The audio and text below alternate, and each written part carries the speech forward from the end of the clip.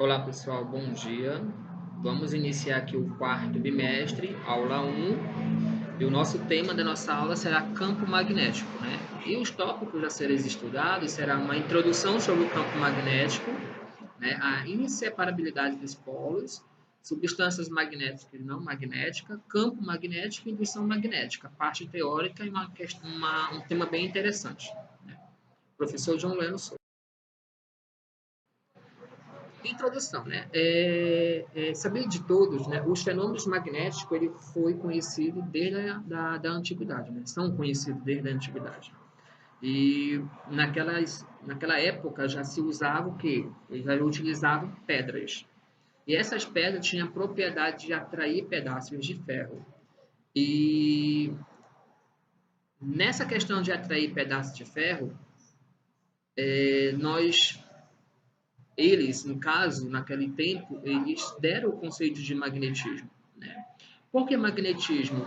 Por que a palavra magnetismo? O nome é devido à região chamada Magnésia, né? Localizada na Turquia, local em que essas pedras foram encontradas, né?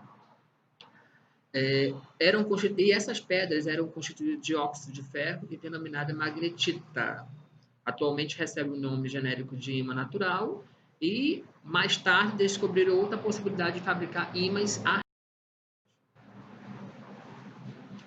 É, Esses ímãs apresentam aí duas regiões distintas, denominadas polos, que é o polo norte e o polo sul. Eles possuem comportamentos opostos. Então nós temos aí a imagem, né, dos ímãs com o polo norte e o polo sul. Uma grande propriedade básica do magnetismo afirma que polos magnéticos de mesmo nome se repelem e de nomes contrários se atraem.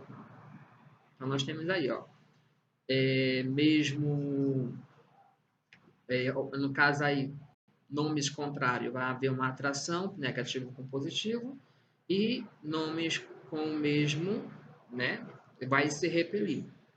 No caso, uma repulsão. Um exemplo dessa propriedade é a bússola, que foi inventada pelos chineses, né? E vamos analisar as seguintes informações aqui. Constitui-se de um pequeno ímã em forma de losango, denomina-se agulha magnética, com possibilidade de girar em torno de seu centro da massa. Um dos polos aponta para o norte geográfico e outro para o sul geográfico. Não se esqueçam disso. Então, nós temos aí a imagem na bússola, né, apontando norte magnético, norte verdadeiro, norte, sul, leste, oeste, como vocês já sabem.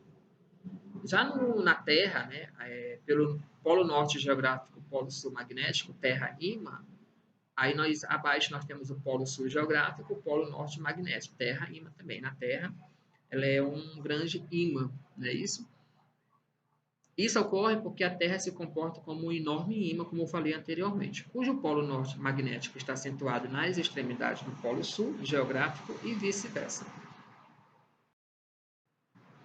Inseparabilidade dos polos. Existe uma propriedade que afirma que um único polo não pode existir isoladamente. Tem que haver, né, pelo menos o norte e o polo sul.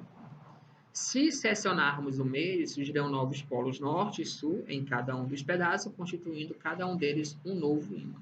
Então, eu tenho aqui um pedaço, né, um polo norte e sul. Se eu cortá-lo, né, se eu seccionar ao meio, vai sempre surgir um norte e um sul. Um outro exemplo prático aí também. Indução magnética. O que seria a indução magnética, né? Denomina-se indução magnética o fenômeno da imantação de um corpo por meio de um ímã. Imagine você tem um ímã, pegou um preguinho, se aproximou do ímã. O que vai acontecer? Né? O ímã vai puxar esse preguinho.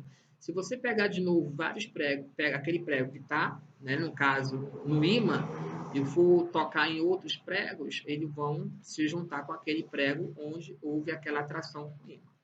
Né? Isso quer dizer o quê? Indução magnética. Então, um exemplo aí, como eu falei anteriormente, certo? Um prego sob a ação de um campo magnético atrai outros pregos. Substâncias magnéticas e não magnéticas. Dizem que um corpo apresenta propriedade magnética quando há uma predominância de ímãs orientados sobre os demais. pode existir 3 casos. Nós temos aí corpo fortemente imantado, estão, né, um do ladinho do outro, bem organizado. Corpo fracamente imantado, já está um pouquinho bagunçado. E o corpo não imantado já não tem uma orientação aí, certo? Denomina substância magnética. O que são substâncias magnéticas? São aquelas que permitem a orientação de seus ímãs elementares. Exemplo, ferro, níquel e algumas ligas metálicas como o aço. Então, nós temos aí o exemplo do ferro. O que são substâncias não magnéticas? São aquelas que não permitem a orientação de seus ímãs elementares. No caso, acontece com alumínio, madeira, plástico, não há uma atração, certo? Campo magnético. Essa questão da definição do campo magnético, vocês trabalharam no início do curso de Física 3, lá no segundo bimestre ou primeiro bimestre. Analogamente ao campo magnético, denomina-se campo magnético a região ao redor de um ímã na qual ocorre um efeito magnético. Se há um efeito magnético, quer dizer que houve aí um campo magnético. Eles são formados por linhas de campos. Isso aí também foi visto nas aulas, né, do segundo bimestre. Linha de campos, né, do polo aí norte e sul do ímã. Então, essas linhas quer dizer o quê? Campo magnético, efeito magnético.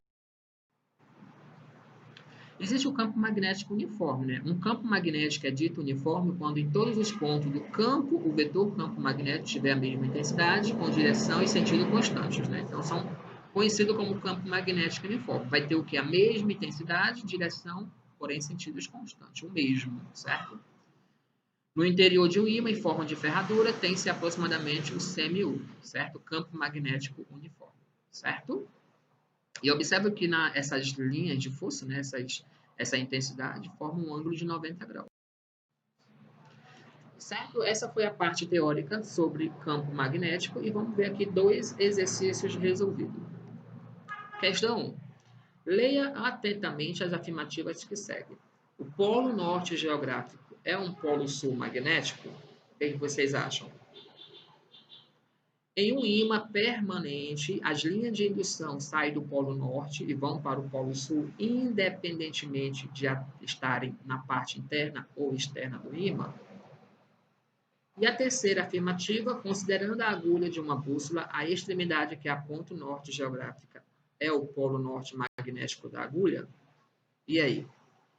Quais afirmativas são essas, né? Quais afirmativas são corretas? Nesse caso, a resposta correta é a 1 e a 2. O polo norte geográfico é um polo sul magnético. E em um ímã permanente, a linha de indução sai do polo norte e vão para o polo sul, independentemente se vai estar na parte interna ou externa do ímã. Não se esqueçam disso. Já o item 3 não é verdadeira, né? Considerando a agulha de uma bússola, a extremidade que aponta o norte geográfico é o polo norte magnético da agulha? Não. Né? Lá em cima fala que o polo norte geográfico é o polo sul magnético, né? E não o polo norte magnético, certo? Ok? Norte, polo sul. No caso, se eu tiver o polo sul, vai ser o polo norte magnético, sempre o contrário, certo? Questão 2.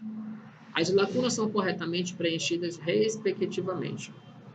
Sabe-se que a Terra apresenta propriedades magnéticas, como nós vimos, né? Comportam-se como um imenso ímã, próximo ao polo geográfico da Terra. Existe um polo magnético que atrai o polo da agulha magnética de uma bússola. Que palavras vai preencher essas lacunas? O que vocês acham? No caso aqui, pessoal, letra A, né? Sabe-se que a Terra apresenta propriedades magnéticas, comportando-se como um imenso ímã. Próximo ao polo norte geográfico da Terra, existe um polo sul magnético que atrai o polo norte da agulha magnética de uma bússola, né? Então, a resposta seria a letra A, norte, sul, norte, né? Essa seria a resposta adequada, certo? Então, é isso, pessoal. Obrigado pela atenção de todos e até a próxima aula, se Deus quiser. Referência bibliográfica de onde eu tirei essas informações foi do livro Buongiorno Clinton, Física Fundamental, volume único, ok? Segundo grau, São Paulo, FTD, 1999.